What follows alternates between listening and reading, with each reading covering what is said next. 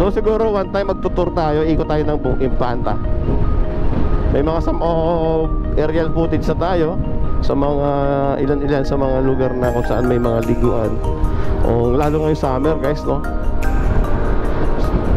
At yan, marami na rin gasolinahan dito. Ito yung Petron. Yan, nag-iisang Petron dito sa Earth. So dito tayo. Pag diniretso mo siguro mga 1.5 kilometer, ano na, bayan na talaga siya. So dito tayo dadaan sa diversion. Ito yung diversion guys, padulusot sa may silangan.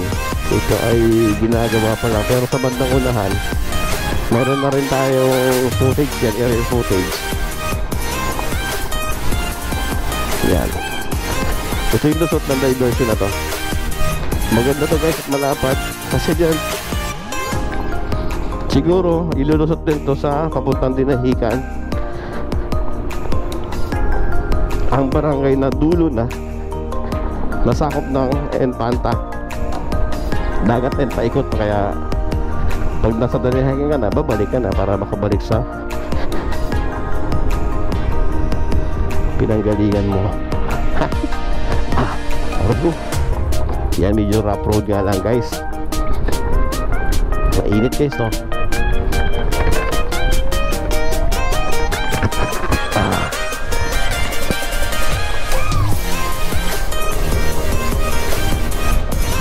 May nagtitinda. Ayun, sana ulo. Okay ba? Ayun, nagtitinda, mga naka sapatos. Okay ba? Talagang napaka-formal at napaka-disimple na, kahit yung galing, no? Yung mga, kahit yung mga pinitinda nila, yung mga sa malamig, merienda, pero nakaporma sila. Ba, mahihiya ka naman siguro pag hindi ka nakabibili dyan. Kasi yun nga, yun, so sabi ng banda, nagtatrabaho tayo, yan, nakasapatos tayo, baka-porma. Why not nga naman, no, na nagtitinda ka kahit sabihin merienda, pero tayong nagtatrabaho, kumikita tayo ng minimum wage sa isang araw, nakaporma, pero hindi pa kumikita ng 1,000 sa isang araw. Pero yung mga nagtitinda ng isda guys, no, hindi nakaporma, tsinelas na t-shirt, pero kumikita ng more than 1,000 pataas pa. Minimum na siguro yung 1,000. Saan ka pa? Kaya shout out doon sa mag-ina, kanina nakita ko doon. Hindi ko alam kung hindi, parang isda yata yun. Pero saan ka, nakaporma, nakasapatos, diba? Kala mo papasok talaga siya ng mall, ganyan na may trabaho. Galing. Oh, at least malaking kita na yan, no? Magnanay. Oh, yun, no? Nakita nyo yun guys. Nakasapatos yung anak niya, oh, sumasama. Oh, diba? Palagi ko isda yata o sa malamig, may baso, tapos naka cooler. Oh, diba? Oh, diba? Huwag niyo nang dugtungan, diba na yun? Mabilis pang takbo ni nanay.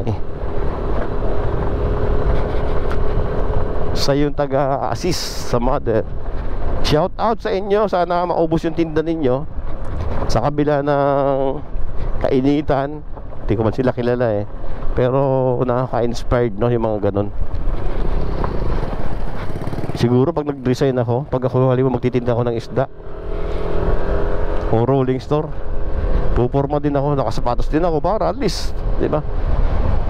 Sa ngayon, siyempre medyo hindi ko naman okay na rin naman yung trabaho natin guys, kasi tayo tinatawag na isang branch head. Hindi naman para upang magmalaki, enough na rin, pero kulang pa rin. Pero enough na, medyo kulang. Kung bibili tayo ng bibili tayo o gagastos tayo sa mga wants natin, pero kung sa mga needs lang, ay nabibigay na. Ayan guys, so shout out At maraming salamat kung umabot ka sa video na to. So please like and subscribe. Once again, Noms Moto Travel. Hindi ko alam kung ilang minuto tayo nag-travel mula sa Riel. Ito na yung opisina namin. Yan, sa mga naghahanap ng trabaho, Asa Philippines Foundation. We are hiring anytime. Yan. Pasok tayo ng gate. Uy, mainit. Yan. Alright, dito na tayo. Okay guys, thank you for watching. Babus.